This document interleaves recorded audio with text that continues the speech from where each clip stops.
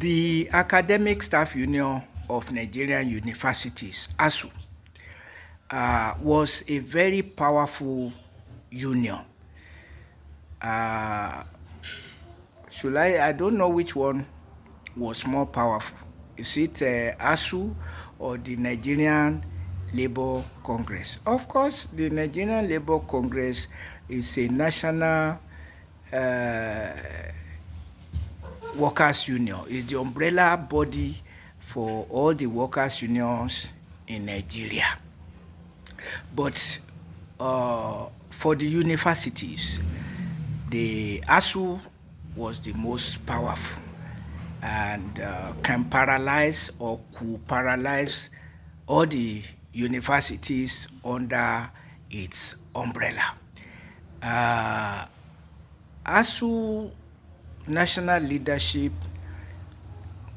was so powerful that if majority of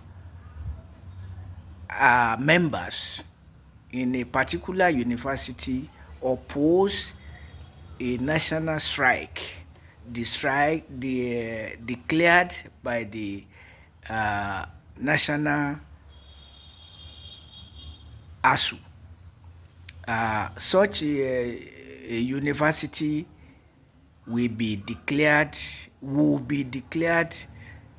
non grata and victimized by all the other universities, with particular reference to those who might have supported the strike. That was the case with University of Ilorin. When the majority felt, was that in 2001, when majority of ASUU members in the university, in that branch, objected to, or not object, but decided that the university should not join the national strike declared that year, 2000 or 2001, that the university has had its own strikes that had paralyzed the university, and joining another one will only prolong the agony of the system.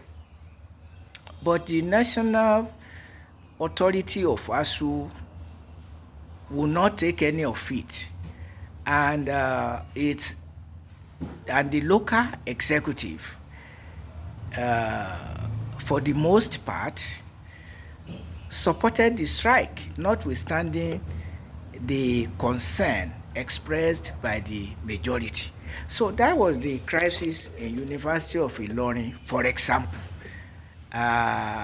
So despite being in a democratic nation, ASUU leadership will not respect the opinion of the majority in a particular university, but impose its own will and decision on all the universities without exception. That was the type of crisis that rocked University of Ilorin as a branch of ASUU in conflict with the national authority of ASUU. And as usual, victimization by all those universities that supported the strike. But in terms of financial corruption, that if it you cannot rule out corruption in any human system, because human beings were conceived or corrupt from creation, made from clay.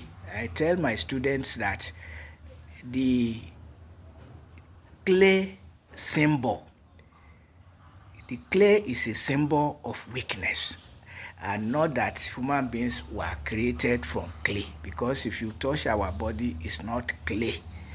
As nobody knew how God created the world. Those who take the myth of creation in the Bible as historical are blinded by indoctrination of the founders of Christianity and Islam that take the story of Adam and Eve as historical. You will see that they took that story from the Torah, the holy book of the Jews. But the Jews never regarded Adam and Eve as their first parents. They know it is a myth. The story is a myth. But where I'm going is that being made from clay, in quotes, makes our nature fallible, weak and fallible. So the clay is just a symbol used by the author of the myth, but taken as a real fact of history by Christians and Muslims. So we cannot rule out financial corruption from any human organization, but ASUU leadership was not prominent with corruption until 2012, when the new leadership under the presidency of Dr. Nasir Issa Fage amended the constitution deliberately for corruption, because the constitution was amended to say that welfare of ASUU members is not the overarching priority of ASUU, and entitled ASUU leadership in the name of ASUU leadership in the name of ASUU empowers the leadership to extort 2% of each ASUU member's monthly salary monthly, and to increase or decrease the percentage as suits the leadership. That is how you will know that the constitution is oligarchic. The amended constitution is oligarchic. The amendment was done by the leadership of the union for the benefit of the leadership, to be extorting 2% of each ASUU member's monthly salary monthly, and to increase or decrease as pleases the leadership. So it is an oligarchic constitution now run by ASUU. Rather than reducing the 2%, in 2024, the percentage was increased to 3% of each ASUU member's monthly salary monthly. So it started under the leadership of Dr. Nasir Issa Fage, 2012, succeeded by Professor Biodun Ogunyemi in 2016, and in 2020 by Professor Emmanuel Osodeke. So in 2020, in 2024, under the presidency of Osodeke, the percentage to be deducted monthly from each ASUU member's salary became 3%. So that is the history of ASUU descent into corruption, proper, undiluted. The arguments raised by some ASUU members that as ASUU members we are all equal, we have equal vote, equal opportunity, equal chances, equal benefits. So, but a percentage of each person's salary is not equal amount. So you should make the membership subscription equal amount of money for each member. But ASUU leadership enjoys the corruption and will not listen to any of that type of argument. Beyond that, in 2013, under the same Dr. Nasir Issa Fage, he came to power in 2012, amended the constitution in 2012.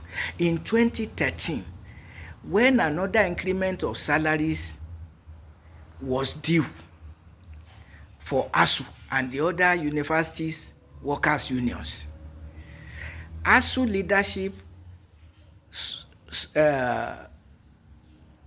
entered into an agreement to be paying fraudulent earned academic allowance instead of increment of salaries. The earned academic allowance, acronymed EAA, earned academic allowance, is a fraudulent concept in the sense that the workers' allowances were not calculated for individual worker, but a lump sum of money agreed between government and ASUU leadership. So you see that the corruption is staggering, mind-boggling. Academic Staff Union of Nigerian Universities, ASUU, from grace to grass. But what is making it possible is government itself.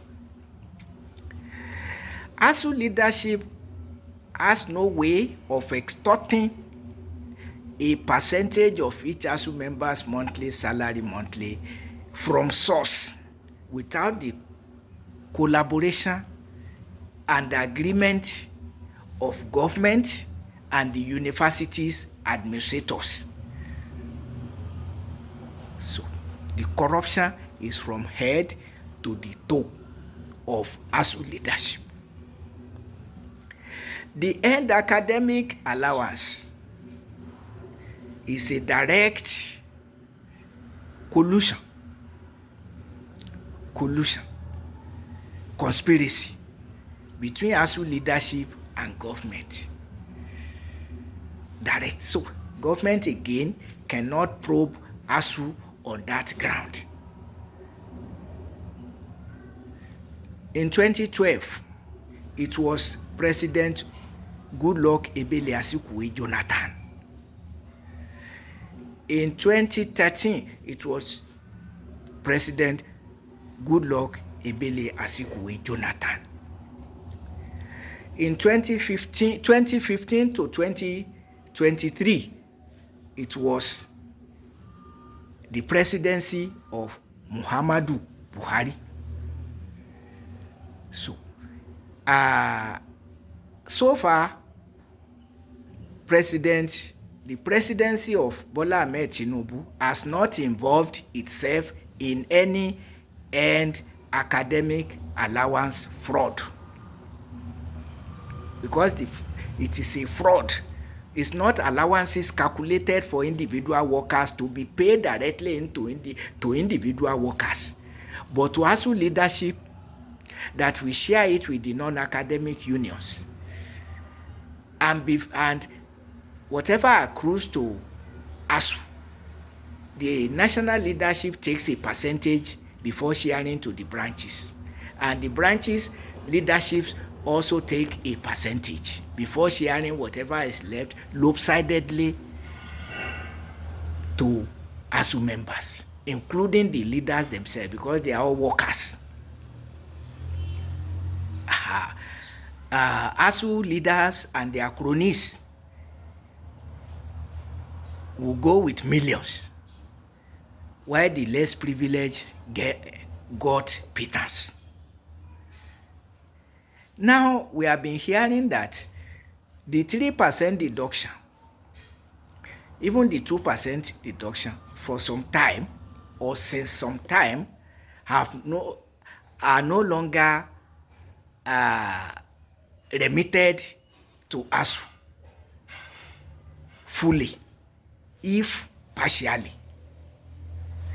It's a thing they will not want to tell us, but when they complain that one of their grouses against government is non-remittance of third-party deductions, we know that government was not remitting to them. Unfortunately, government is not giving the money back to ASUU members that it is due. So it is a formidable corruption between government and ASUU leadership. Where do we go from here? For a workers' union to be deducting a percentage of each worker's monthly salary monthly in the name of being a workers' union. Is that the function of what is the function of a workers' union? Other than to be the mouthpiece of the workers. You call a meeting, you deliberate, you take a decision. Your decision is taken to the authority by the leaders you choose from among you. So what warrants a percentage of each worker's monthly salary monthly? What are they doing? But then they amended the constitution to empower themselves to do and undo with ASUU members. And because they wield the scepter, only government can take the scepter from them.